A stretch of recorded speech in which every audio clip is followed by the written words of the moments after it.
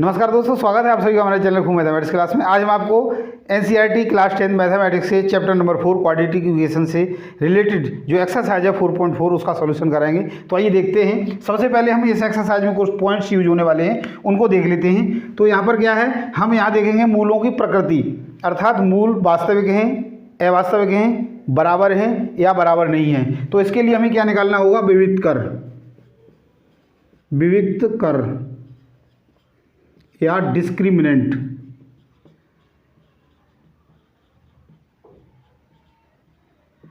Discriminant की value को निकालेंगे तो डिस्क्रिमिनेंट क्या होता है, डी, यानी b² माइनस 4ac। इसकी वैल्यू पर डिपेंड करेगा। तो सबसे पहले हम देखते हैं, यदि d इज ग्रेटर देन 0 हो, अर्थात b² माइनस 4ac की वैल्यू 0 से बड़ी हो, तो मूल वास्तविक एवं अलग अलग होंगे, यानी एक जैसे नहीं होंगे, अलग अलग होंगे। और नंबर सेकंड है d इक्वल टू 0, अर्थात v² minus 4ac equal to 0 आ जाए, तो मूल वास्तविक एवं बराबर होंगे, वास्तविक एवं बराबर होंगे। नंबर थर्ड है, यदि d इज लेस देन 0 आ जाए, यानी नेगेटिव में आ जाए, यानी b² माइनस 4ac की वैल्यू 0 से छोटी आ जाए, तो मूल काल्पनिक होंगे, इमेजिनरी होंगे, या ये लिखेंगे अस्तित्व में नहीं होंगे, अस्तित्व में नहीं होंगे। तो इन्हीं पॉइंट्स का प्रयोग करके हमने इन क्वेश्चंस को हल करना है। तो देखिए, पहला प्रश्न है, उसको देखते हैं। इसमें यही पूछा गया है, क्या है, निम्न द्विघात समीकरणों के मूलों की प्रकृति ज्ञात कीजिए, यदि मूलों का अस्तित्व हो तो उन्हें ज्ञात भी कीजिए। तो फर्स्ट पार्ट है, क्या दिया है, 2x² माइनस के 3x प्लस 5। तो यहाँ पर सबसे पहले हम देखते हैं, जो मानक रूप है इसका, स्टैंडर्ड फॉर्म है, वो ax² plus bx plus c बराबर 0 है। इसकी तुलना करो, a बराबर, देखो यहाँ पर क्या है, x² का गुणांक 2, b बराबर यानी x का गुणांक माइनस के 3, c बराबर यानी कांस्टेंट टर्म क्या है 5। तो अब यहाँ से हमने d की वैल्यू निकालनी है, यानी b² माइनस 4ac की वैल्यू को निकालना है। तो b यानी माइनस के 3 का होल स्क्वायर माइनस 4, a की वैल्यू 2 है और c की वैल्यू 5 है। तो 3 3 9, माइनस का स्क्वायर करोगे तो ही प्लस आता है, माइनस के 4 दूनी 8 पंजे 40, यानी वैल्यू कितनी आ जाएगी आपकी, माइनस के 31। तो देखो थर्ड कंडीशन थी, यहाँ पर क्या है, मूल अस्तित्व में नहीं है, यानी इसके मूल अस्तित्व में नहीं है, तो इसको हमने सॉल्व नहीं करना है। सेकंड पार्ट है, उसका सॉल्यूशन देखते हैं। सेकंड पार्ट दिया है हमारे लिए 3x² माइनस के 4√3x प्लस 4 इक्वल टू 0। तो d की वैल्यू निकालेंगे, क्या आएगा, b² माइनस के 4ac। तो b क्या है, माइनस के 4√3, इसका होल स्क्वायर माइनस 4, a का मान है 3 और c का मान है 4। तो देखो क्या आएगा, 4 चौके 16 और 3√3 का स्क्वायर 3 ही आ जाता है, तो 4 चौके 16, 16 3 48 माइनस 4 3 12 और 12 चौक 48, यानी क्या आ गया 0। तो मूल बराबर एवं वास्तविक हैं,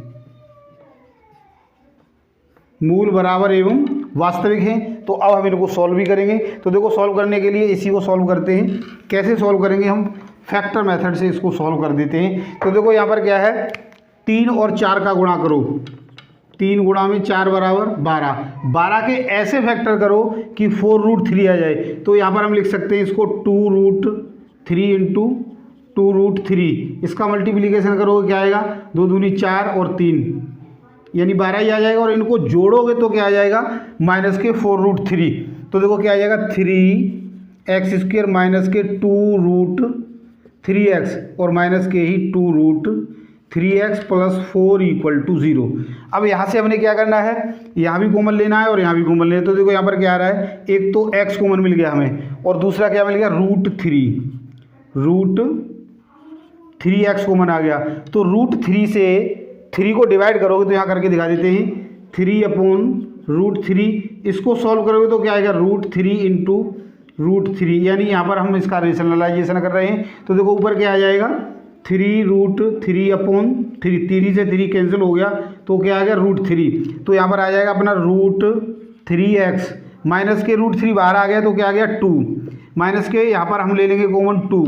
तो देखो 2 बाहर है √3x और 2 2 जा 4 माइनस के 2 = 0। तो हमें देखो ये फैक्टर और ये फैक्टर दोनों एक जैसे हैं, तो इसको कॉमन ले लेंगे √3x माइनस 2।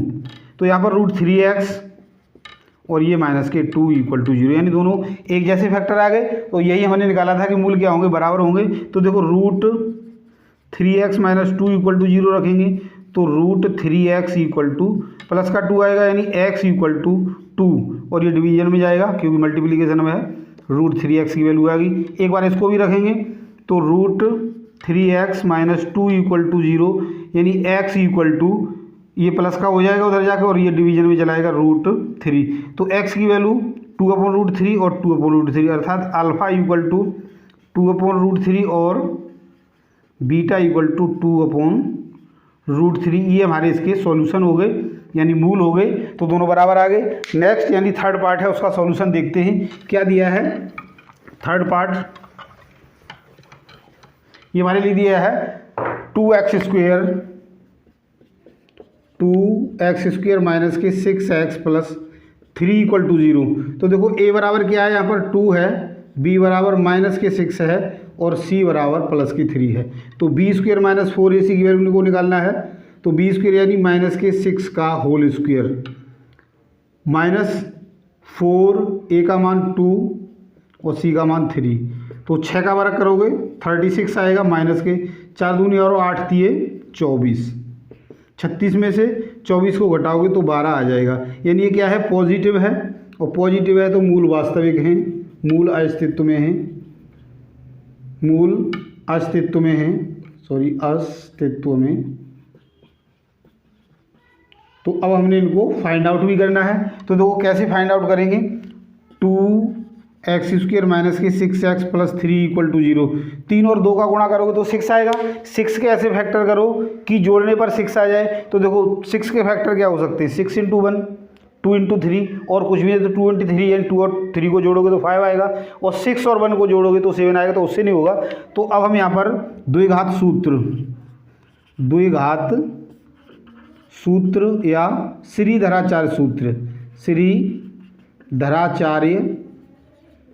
सूत्र से क्या होता है, x = -b plus minus √b² minus 4ac/2a। तो माइनस का b यानी माइनस और b का मान है माइनस के 6 प्लस माइनस √b² यानी माइनस के 6 का स्क्वायर और माइनस 4, a का मान 2 है और c का मान 3 है। इसकी वैल्यू वैसे हमने यहाँ निकाल ली है अपॉन 2a, 2 × a यानी 2, a का मान 2 है तो यहाँ पर हो गया प्लस के 36। ये माइनस है और ये माइनस है तो क्या हो गया प्लस के 36 प्लस माइनस √12 निकाल लिया तो यही रख देंगे, यही वैल्यू आएगी इसकी अपॉन 4।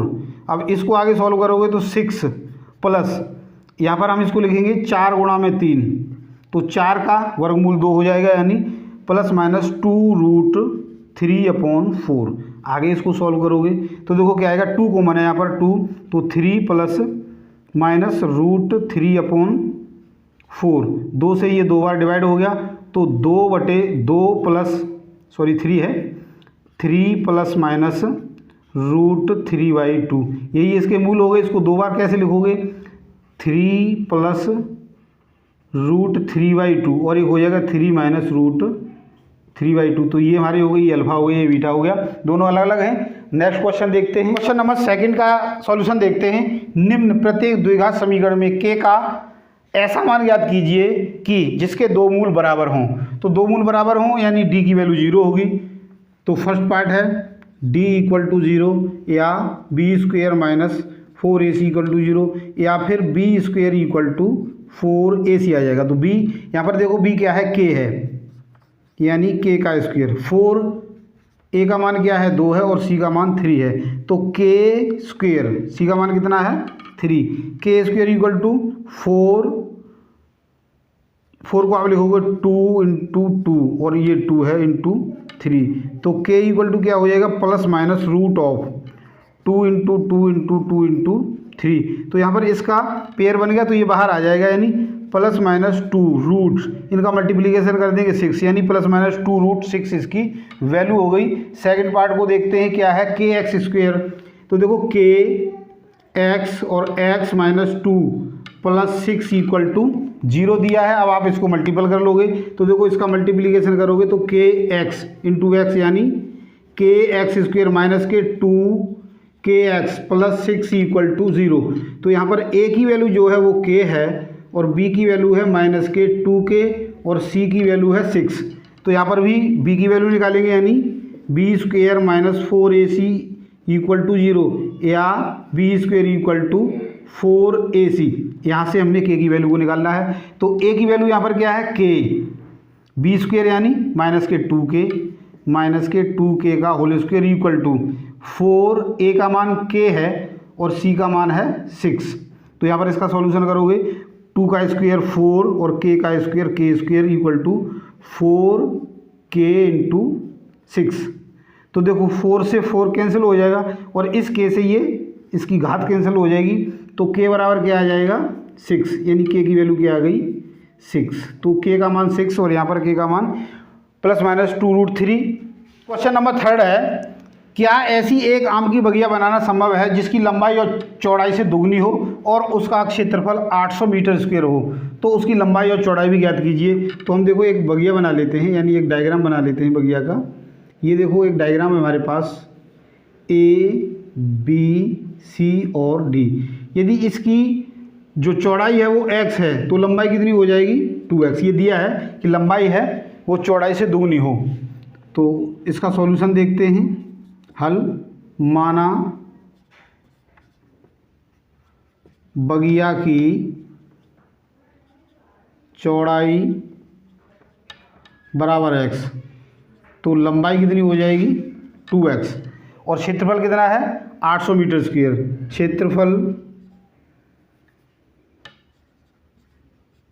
क्षेत्रफल बराबर 800 मीटर स्क्वायर। क्षेत्रफल हमेशा स्क्वायर में ही होता है। तो क्षेत्रफल क्या होता है लंबाई गुणा चौड़ाई, यानी x into 2x equal to 800। तो देखो यहाँ पर क्या हो गया एक्स स्क्वायर इक्वल टू 800 और ये जो 2 है उधर इधर आके बटे में चलाएगा तो 2 चौके 8 यानी 400। तो एक्स स्क्वायर बराबर 400 हो गया। एक्स बराबर क्या हो जाएगा प्लस माइनस रूट ऑफ 400 यानी प्लस माइनस 20। एक्स की वैल्यू 20 आ गई। तो ये क्या हो गई चौड़ाई, बगिया की चौड़ाई हो गई 20 मीटर। हम प्लस को ही लेंगे माइनस नहीं लेंगे। और लंबाई क्या हो जाएगी, लंबाई बराबर 2 गुणा में एक्स यानी 2 गुणा में 20। तो 40 मीटर लंबाई हो गई और 20 मीटर चौड़ाई हो गई।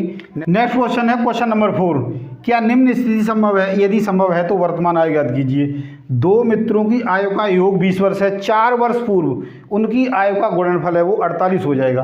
तो देखो इसको हम एक जनरल तरीके से देखते हैं। मान लीजिए सबसे ज़्यादा हम मान लेते हैं कि एक मित्र 15 वर्ष का है और दूसरा कितने का होगा तो 5 वर्ष का। यदि इसमें से 4 घटाओगे 11 आएगा और इसमें से 4 घटाओगे तो 1 आएगा। इनका गुणा करोगे तो 11 ही आएगा। यदि हम इसमें से 14 मान लें, इसकी 14 है तो ये कितनी होगी 6। इसमें से 4 घटाओगे तो 10 आएगा और इसमें से 4 घटाओगे तो 2 यानी 20 आएगा। अब हम 13 मान लेते हैं, 13 और 7, 13 7 20 होंगे। 13 में से 4 घटाओगे कितना आएगा 9 और 7 में से 4 घटाओगे तो कितना आएगा 3।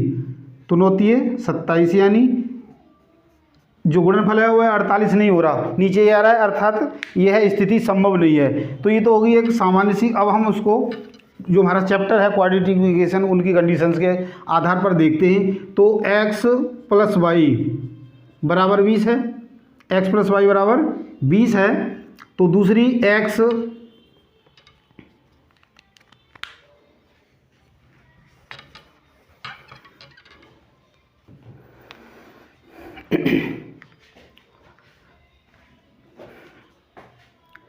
नेक्स्ट क्वेश्चन है क्वेश्चन नंबर 4। क्या निम्न स्थिति संभव है? यदि संभव है तो वर्तमान आयु ज्ञात कीजिए कि दो मित्रों की आयु का योग 20 वर्ष है, 4 वर्ष पूर्व उनकी आयु का योग कितना होगा? सॉरी, गुणनफल 48 होगा।